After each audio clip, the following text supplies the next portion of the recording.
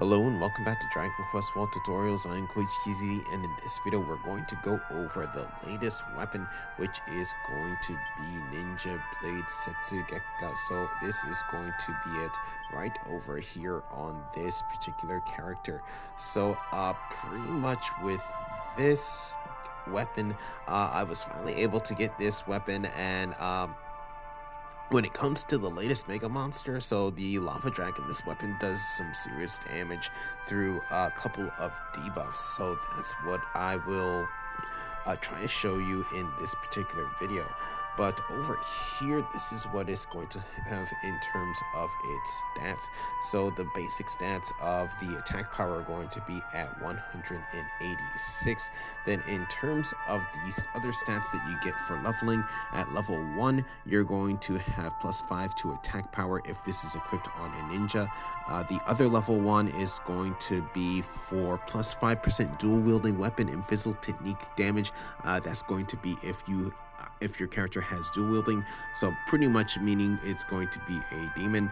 Then over here, for the level 35, 40, and 45, we're going to have +5% damage to zombies, +5% damage to dragons, and +12 attack power if it has expertise with this particular weapon. So that's going to be this particular weapon here. So in terms of the abilities, I do want to go over them. So definitely these abilities are going to be quite good, especially in a battle against boss battles. But here I actually want to go into a field battle just to show you exactly how this looks. With this particular battle, we're going to go up against a single enemy, so the living dead. So the first set of activation ability that we're going to have here, you're actually going to see it on my ninja right over here. So it's going to have pretty much the bunny ears, bunny hairpin. So with this is going to be逢魔の影法師, which is going to be Shadow Adept of the Witching Hour. This is going to cost 15 MP. So when the wielder does damage to the enemy that inflicts Terrified debuff, the wielder's success rate of Shadow Bind and Shadow Weave is increased. That's going to last 4 turns.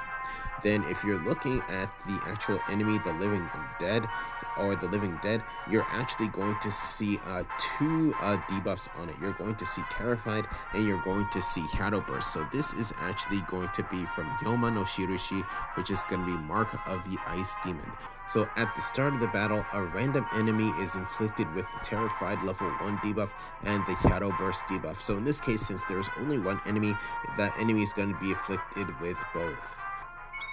So now that I am at my ninja, I now actually want to go over the first skill that we can go over. So the first one that we're going to have is going to be right over, right over here. So this is going to be called Yuki Usagi no Hyoen, which is Snow Hare's Frozen Feast.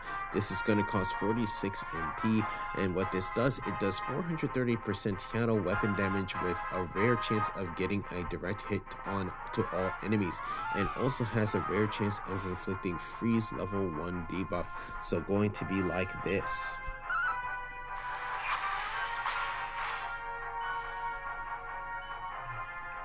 So in this case, I did get a Shadow Weave.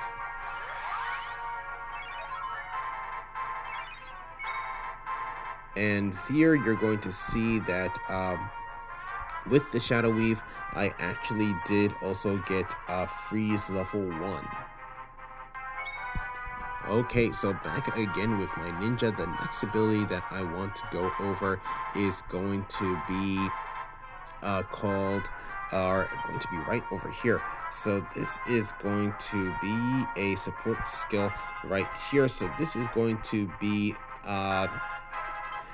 Yuki Gakure no Jitsu, which is snow concealment technique. This is going to cost 20 MP. What this does is the wielder is given gather strength and then leaves the battle temporarily. On their next action, their next attack does 2.5 times the damage and also increases their success rate of debuffing the enemy. So going to be like this. So there have left the battle.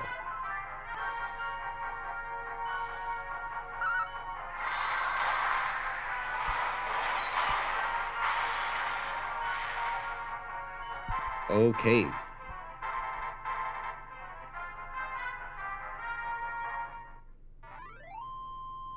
So with that there, with the snow concealment technique, it will automatically do its strongest ability, which is going to be what you just saw there. So I'll actually go over that in the next battle. Okay, so here I'm back at my ninja, so I want to go over its final ability, which is going to be right here. This is going to be called Hiken Shimodachi Sasanka, which is going to be Secret Sword Frost Edge Sasanka. So this is going to cost 61 MP. This does 900 Hyado or Dorma weapon damage to one enemy with a rare chance of getting a direct hit while also having a chance to inflict the Terrified level 3 debuff. So I'm going to go ahead and do it on the living dead here.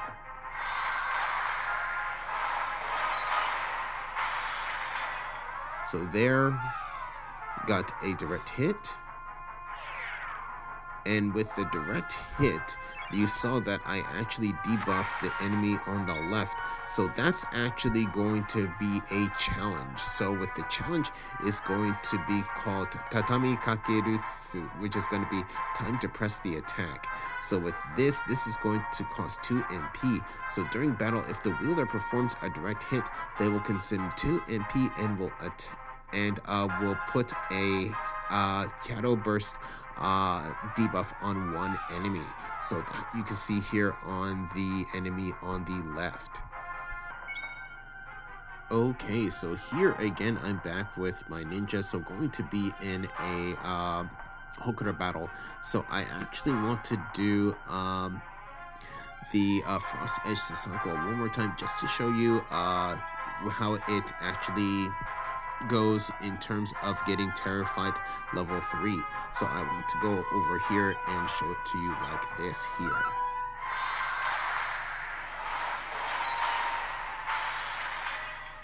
So there, got a direct hit.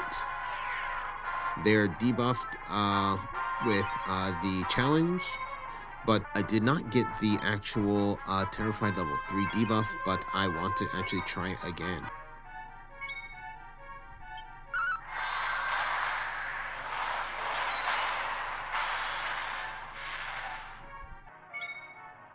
Okay, so here you're actually going to see that I finally got the level 3 Terrified on it with that last attack, though it actually has cost me trying to get that 2 of my characters, but that's actually going to be how that particular ability works.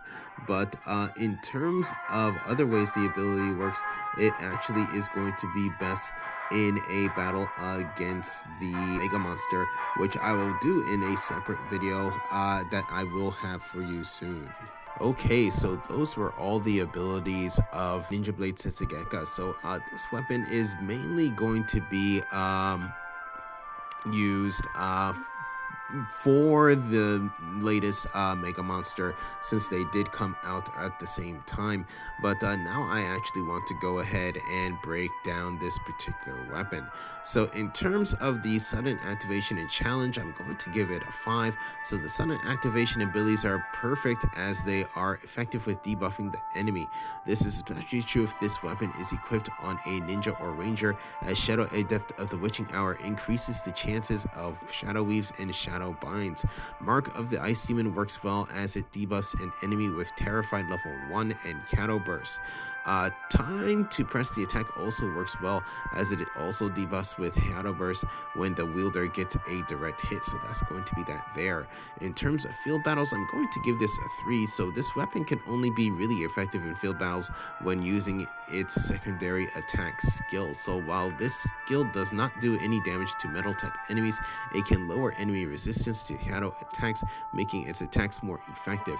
The increase to Shadow Weaves and Shadow Binds is also effective when using the primary ability, which only inflicts damage to one enemy. So if there happens to be one enemy for the field battle, then that would actually be perfect.